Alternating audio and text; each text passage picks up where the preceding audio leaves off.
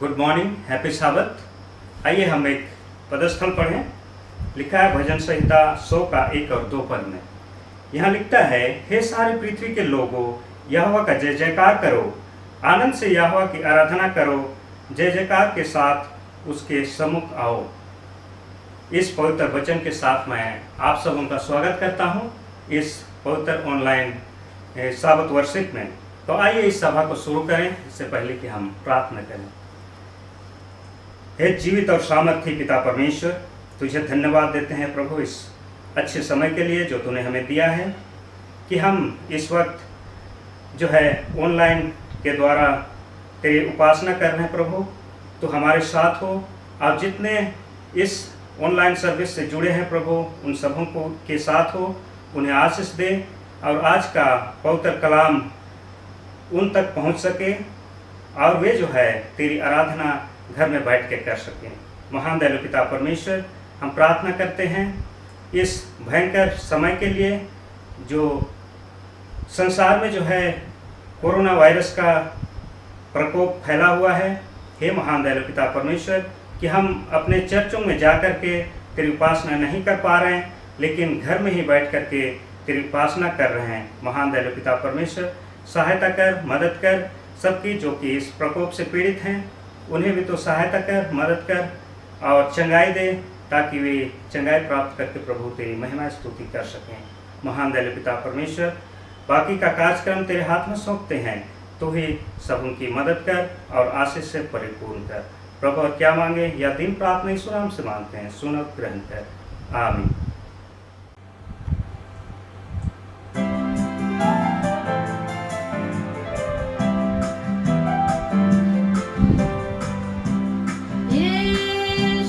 क्या ही प्यारा मित्र,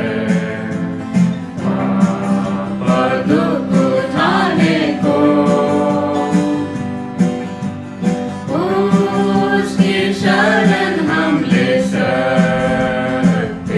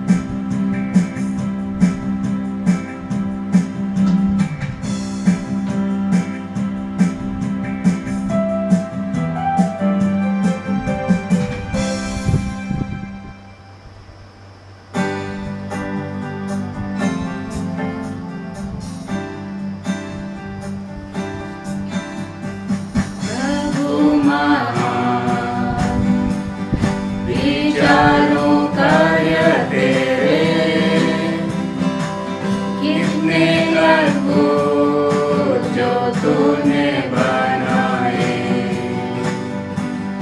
देखूं तारे, सुनूं गर्जन भयंकर, सामर्थ तेरी सारे भूमंडल पर। प्रशंसा होए प्रभु यीशु की, कितना महान, कितना महान। प्रशंसा होए प्रभु यीशु की, कितना महान, कितना महान। वन के बीच में तराई मध्य गुजरूं, मधुर संगीत मैं चिड़ियों का सुनूं। पहाड़ विशाल से जब मैं नीचे देखूं, झरने बहते लगते शीतल वायु। प्रशंसा होए प्रभु यीशु की, कितना महान, कितना महान। प्रशंसा होए प्रभु यीशु की, कितना महान, कितना महान।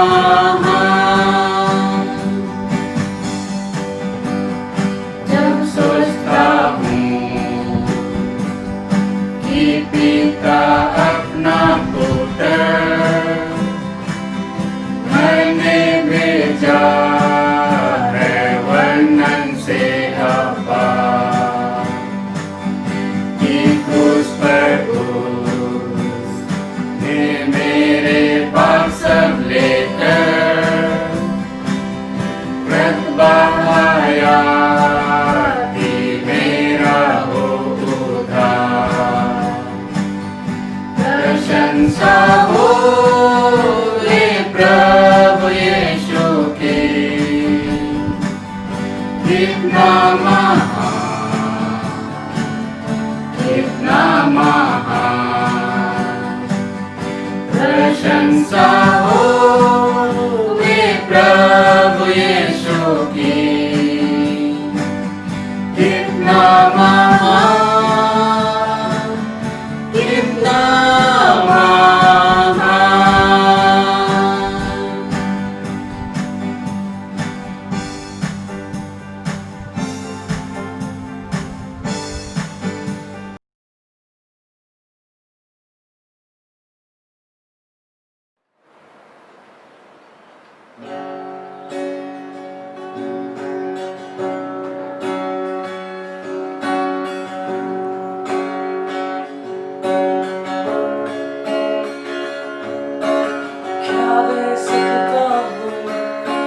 क्या ला सकता हूँ, कहता तुझे बस शुक्रिया। क्या दे सकता हूँ, क्या ला सकता हूँ, कहता तुझे बस शुक्रिया। तुझ में मेरी सुबह, तुझ में मेरी शाम, तुझसे कहता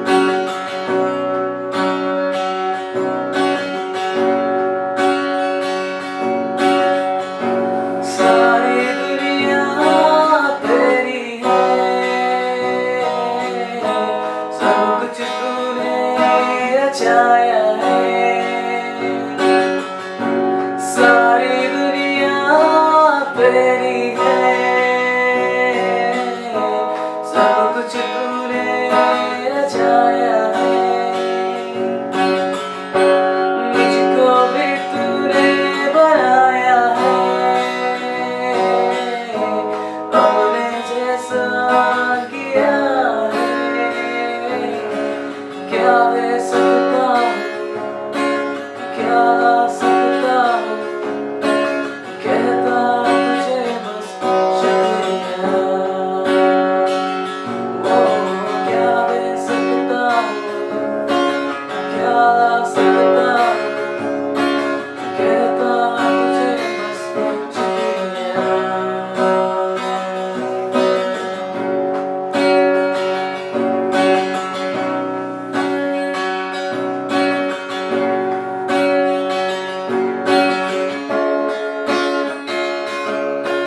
तुझ में ही मेरी सुबह,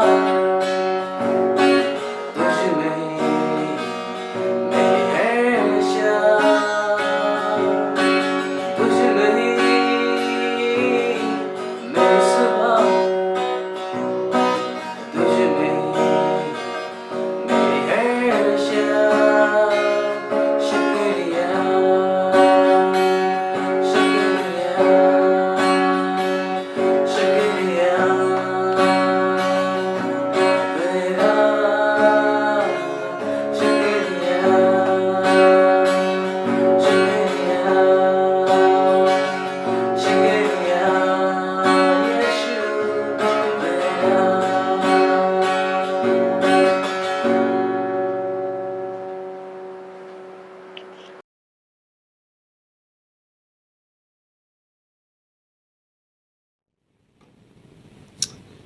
Praise God. Happy Sabbath. प्रभु यीशु मसीह के मधुर और मीठे नाम में सभी भाई बहनों को जय मसीह की। प्रभु की तारीफ करते हैं, प्रभु को धन्यवाद देते हैं कि आज फिर हम उसके रूबरू हो सकते हैं। सो आइए उसके वचन के उधार पे जाने से पहले हम सब सिरों को झुकाएंगे और प्रार्थना करेंगे।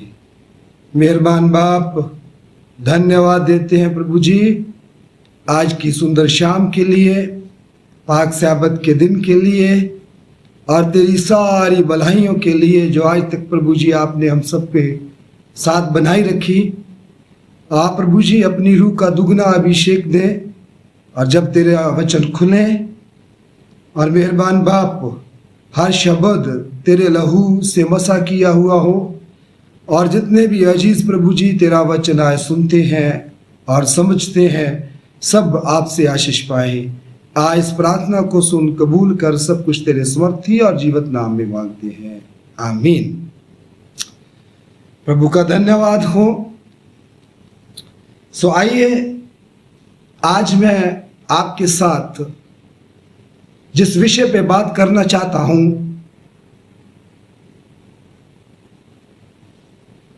चॉइस इज योर्स, चुनाव आपका है। बाइबल से हम पढ़ेंगे यहोशू नबी की पुस्तक से और उसके 24 अध्याय और 15 आयत को मैं पढ़ना चाहूंगा, जहां पे लिखा है, और यदि यहोवा की सेवा करनी तुम्हें बुरी लगे तो आज चुन लो कि तुम किसकी सेवा करोगे, चाहे उन देवताओं की जिनकी सेवा तुम्हारे पुरख महानद के उस पार करते थे, और चाहे अमोरियों के देवताओं की सेवा करो जिनके देश में तुम रहते हो। परंतु मैं तो अपने घराने समेत यहोवा ही की सेवा नित करूंगा। खुदावंद के वचन पढ़े जाने और सुने जाने पर सब आशीष पाएं। अजीजों, जहां पर हम देखते हैं यहोशू नबी अपनी विदाई के ऊपर सब इस्राएलियों को एकत्रित करके और उनसे जे वचन कहते हैं कि आप जिस भी देवता को चाहो चुन सकते हो, चाहे महानाद के उस पार जिसकी सेवा तुम्हारे बाप दादा करते थे, आप उस देवता को चुन सकते हो, चाहे अमोरियों के देवता को जिनके देश में आप रहते हो, परंतु मैं और मेरा घराना नित्य यहोवा ही की उपासना करेंगे। हम जहां पर पाते हैं कि चुनाव का जो अधिकार है, हमारे पास एक विशेष अधिकार है। हम अपनी मर्जी से अपना चुनाव कर सकते हैं। हम जिसे चाहे उसे उसका चुनाव कर सकते हैं। अपने रास्ते को अपनी मर्जी से चुन सकते हैं। अपनी मंजिल को अपनी मर्जी से चुन सकते हैं, क्योंकि ये अधिकार हमें खुदा से मिला है। क्योंकि बाइबल में पाया जाता है, अदन से लेकर मोआब के मैदानों तक खुदावन ने अपने लोगों को अधिकार दिया। और यीशु मसीह के जन्म से लेकर कलवरी पहाड़ तक, क्रूस तक उसने हमें चुनाव का अधिकार दिया कि जो कोई उस पर ईमान लाएगा सो हलाक नहीं होगा, बल्कि हमेशा के जीवन को पाएगा। खुदा ने हमें किसी मशीन की तरह नहीं बनाया। उसने हमें बिना दिमाग के नहीं बनाया। उसने हमें कोई रॉबर्ट की तरह भी नहीं बनाया। उसने हमें अपनी शक्ल पर बनाया, अपनी सूरत पर बनाया, और हमें जे अधिकार दिया कि हम अपने भविष्य का चुनाव कर सकते हैं। खुदा ने आदम को बनाकर जब अदन की वाटिका में रखा और उसके लिए एक खास वचन कहा गया, उत्पत्ति 2 अध्याय और उसकी 17 आयत में पाया जाता, पर भले जब बुरे के ज्ञान का जो वृक्ष है उसका फल तू कभी ना खाना, क्योंकि जिस दिन तू उसका फल खाएगा उसी दिन अवश्य मर जाएगा। पर फिर भी चुनाव करने का जो अधिकार है वो आदम का ही था, और आदम ने अपनी मर्जी से जो चुनाव किया उसका फल उसे भोगना पड़ा। हमारा खुदा कोई तानाशाह खुदा नहीं, वो डिक्टेटर नहीं, वो हमें किसी भी तरह से कभी फोर्स नहीं करता। वो चाहे तो फोर्स कर सकता है, वो चाहे तो अपनी इच्छा को हमसे पूरी करवा सकता है, पर बाइबल कहती है कि उसका स्वभाव ये नहीं है। उसका स्वभाव क्या है उसके बारे में हम बाइबल से पढ़ेंगे। प्रकाशित वाक्य, बाइबल की आखिरी किताब, उसका 3 अध्याय और उसकी 20 और 21 आयत में हम देखेंगे कि खुदावंद का स्वभाव कैसा स्वभाव है। प्रकाशित वाक्य उसका 3 अध्याय और उसकी 20 और 21 आयत को देखेंगे, जहां पर लिखा है, देख मैं द्वार पर खड़ा हुआ खटखटाता हूं, यदि कोई मेरा शब्द सुनकर द्वार खोलेगा तो मैं उसके पास भीतर आकर उसके साथ भोजन करूंगा और वह मेरे साथ। जो जय पाए मैं उसे अपने साथ अपने सिंहासन पर बैठाऊंगा, जैसे मैंने भी जय पाकर अपने पिता के साथ अब उसके सिंहासन पर बैठ गया। हम जहां पर देखेंगे कि वो हमारे साथ विनती करता है, और विनती क्या है कि वो हमारे दिल के द्वार पर खटखटाता है और कहता है कि जो कोई उस दीवार को खोलेगा, मैं उसके पास भीतर आकर उसके साथ भोजन करूंगा और वो मेरे साथ भोजन करेगा। और जो जय पाएगा वो मेरे साथ सिंहासन पर बैठेगा, जैसे मैं पिता के साथ जय पाकर सिंहासन पर बैठा हूं। अजीजों, सही चुनाव करने के लिए वो विनती करता है। और मेरे अजीजों, हम पाते हैं कि खुदावंद खुदा की अगर आज्ञा का हम चुनाव करें तो हम क्या पाते हैं। व्यवस्था विवरण और उसकी 28 अध्याय और 1 आयत से लेकर 5 आयत तक हम अगर देखें तो जहां पर अगर हम उसकी आवाज को सुनते हैं, अगर हम उसकी आज्ञा को मानते हैं तो हम क्या पाते हैं। यदि तुम अपने परमेश्वर यहोवा की सब आज्ञाएं जो मैं आज तुझे सुनाता हूं चौकसी से पूरी करने को चित्त लगाकर उसकी सुने तो वह तुझे पृथ्वी की सब जातियों में श्रेष्ठ करेगा। फिर अपने परमेश्वर यहोवा के सुनने के कारण ये सब आशीष तुझ पर पूरे होंगे। धन्य होगा तू नगर में, धन्य होगा तू खेत में, धन्य होगी तेरी संतान और तेरी भूमि की उपज। और गाय और भेड़ बकरियां यदि पशुओं के बच्चे। धन्य हो तेरी टोकरी और तेरी कटौती, धन्य हो तेरे भीतर आते समय और धन्य हो तू बाहर जाते समय।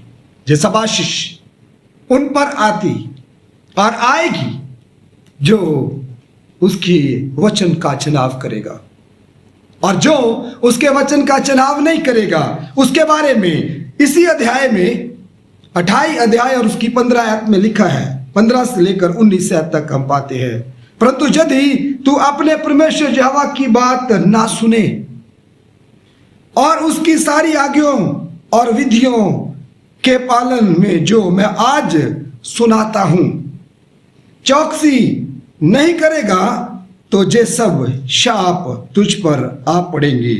अर्थात शापत होगा तू नगर में, शापत होगा तू खेत में, शापत होगी तेरी टोकरी और तेरी कटौती, शापत हो तेरी संतान और भूमि की उपज और गायों और भेड़ बकरियों के बच्चे, शापत हो तू भीतर आते समय और शापत हो तू बाहर जाते समय। अगर आप खुदावंद के वचन को चुनते हैं तो खुदावंद की आशीष आपके ऊपर आएगी, और अगर आप खुदावंद की आज्ञाओं का उल्लंघन करते हैं और जितने भी जे शाप पड़े गए हैं ये सब आपके ऊपर आ रुकेंगे, ठहरेंगे। निर्णय हम अपनी मर्जी से कर सकते हैं और वही निर्णय जो हम करेंगे वही हमारी मंजिल को तय करेगा, वही हमारी हार और जीत का फैसला करेगा। इसीलिए बाइबल में लिखा है कि अगर आप उसके वचन को चुनते हैं तो आप आशीष पाएंगे, अगर आप उसके वचन को नहीं चुनते तो आप शापत होंगे। चुनाव हमें बड़ी सावधानी से करना होगा। अगर हम इस दुनिया का चुनाव करते हैं खुदा के बेटे के अलावा, अगर हम शैतान का चुनाव करते हैं जहां उद्धारकर्ता का करते हैं तो वो चुनाव का असर हम पर होगा। बाइबल के अनुसार हम दोनों का एक साथ चुनाव नहीं करते।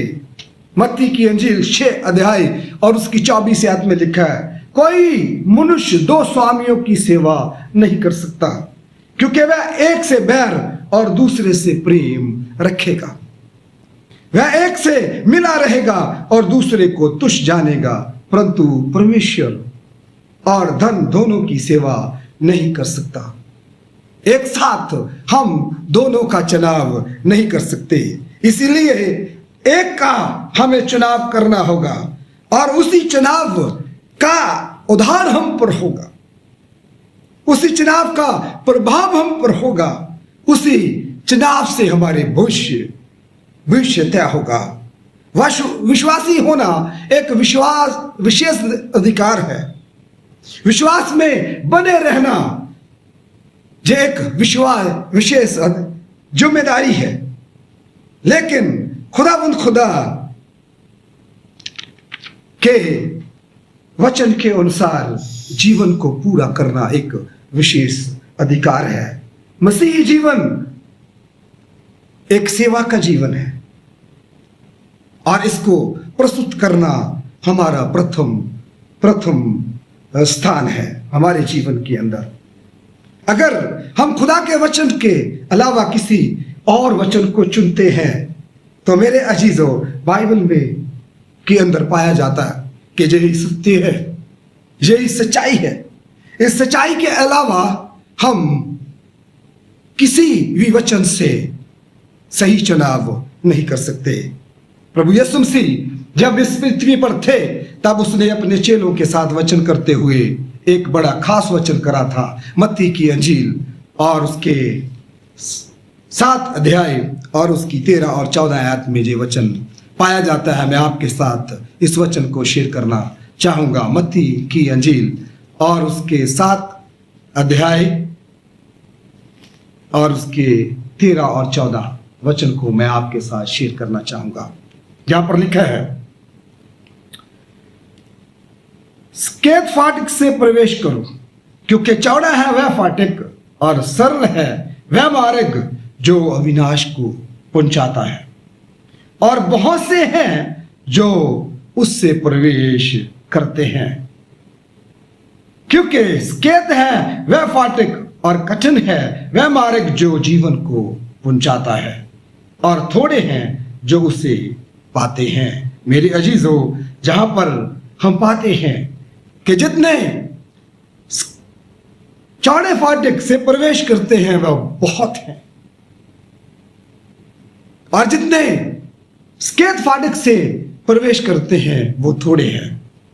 और इस वचन से हम ये सीखते हैं कि जो चौड़ा फाटक है उसका द्वार नरक के द्वार पर खुलता है, और जो स्केत फाटक है उसका द्वार स्वर्ग के द्वार पर खुलता है। आज हम बाइबल से एक खास कहानी को भी सीखेंगे। ये कहानी लूका की अंजील उसके 16 अध्याय और उसकी 19 आयत से लेकर 25 आयत तक पाई जाती है, जहां एक धनवान मनुष्य और लाजर कोढ़ी के बारे में वचन पाया जाता। हम देखते हैं जहां पर कि जो धनवान मनुष्य था वो बैंगनी कपड़े और मलमल पहनता था और प्रतिदिन सुख विलास और धूमधाम के साथ रहता था। पर लाजर नाम का एक कंगाल जो गांव से बड़ा हुआ था, जो कोढ़ी था, उसके द्वार पर उसकी ड्योढ़ी पर छोड़ दिया जाता था, और जो उसकी मेज से भोजन के बचे हुए टुकड़ों को उठाकर खाता था और पेट भरता था। बाइबल कहती है कि लाजर मर गया और दूतों ने उसे उठाकर बाप अब्राहम की गोद में रखा, और कुछ दिन बाद धनी मनुष्य भी मर गया और उसे ले जाकर नरक में ढाल दिया गया। इन दोनों के चुनाव ने इनकी मंजिल पर इन्हें पहुंचा दिया। धनी ने इस दुनिया को चुना, उसने सुंदर कपड़ों को चुना, उसने स्वादिष्ट भोजन को चुना, उसने सुख और विलास को चुना। पर लाजर ने प्रभु की मर्जी को चुना, प्रभु की इच्छा को चुना। और जैसा इनका चुनाव था, उस चुनाव के आधार पर इनको इनकी मंजिल तक पहुंचा दिया गया। इसीलिए प्रभु यीशु मसीह कहते हैं कि आप स्केत फाटक से प्रवेश करने का जतन करें। हमारा जीवित रहना मसीह हो, हमारा मरना मसीह हो, क्योंकि हमारा चुनाव ही तय करेगा हमारी मंजिल, हमारा भविष्य कि हम कहां पर होंगे। बाइबल के अंदर हम देखते हैं कि मूसा के मां बाप ने उसके जन्म पर जो चुनाव किया, वो फिरौन राजा की मर्जी के खिलाफ था। वो राजा की आज्ञा के अनुसार मूसा को उनको मारना था, लेकिन उन्होंने उसे जीवित रखने का चुनाव किया। और जब मूसा बड़ा हुआ, तब उसने फिरौन की बेटी का बेटा होने से इनकार किया। उसने वो मार्ग चुना जो कठिन था। आज हमारे सामने भी है कि हम किसे चुनते हैं। आज वो घड़ी है, वो दिन है कि हम किसे चुनते हैं, यीशु को या इस दुनिया को। क्योंकि बाइबल में लिखा है, यूहन्ना की अंजील 15 अध्याय और उसकी 16 आयत में, तुमने मुझे नहीं चुना परंतु मैंने तुझे चुना है। कैसे उसने हमें चुना है? उसने मार खाकर हमें चुना है। उसने कोड़ों की मार खाकर हमें चुना है। उसने भारी सलीब उठाकर हमें चुना है। उसने अपने हाथों और पांव में कील लेकर हमें चुना है।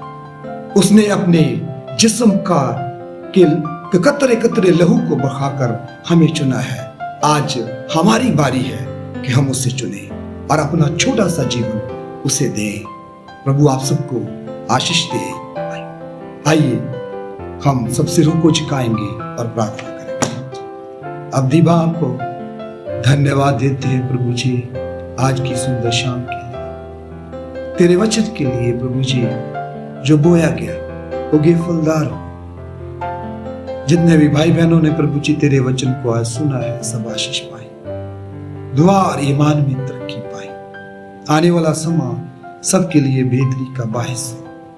और जितने भी प्रभु जी लोग कोरोना वायरस से ग्रस्त हैं, आप उन पर दया करें, उनके परिवारों पर दया करें। मेहरबान बाप, आप अपनी बड़ी सुमर्थ को उन पर अंडे लें, ताकि प्रभु जी वो तुझ पर ईमान लाए और हमेशा के जीवन को पाए और तुझे चुने। आज इस प्रार्थना को सुन, कबूल कर, सब कुछ तेरे समर्थी और जीवित नाम में मांगते हैं, आमीन। प्रभु आप सबको आशीष दे।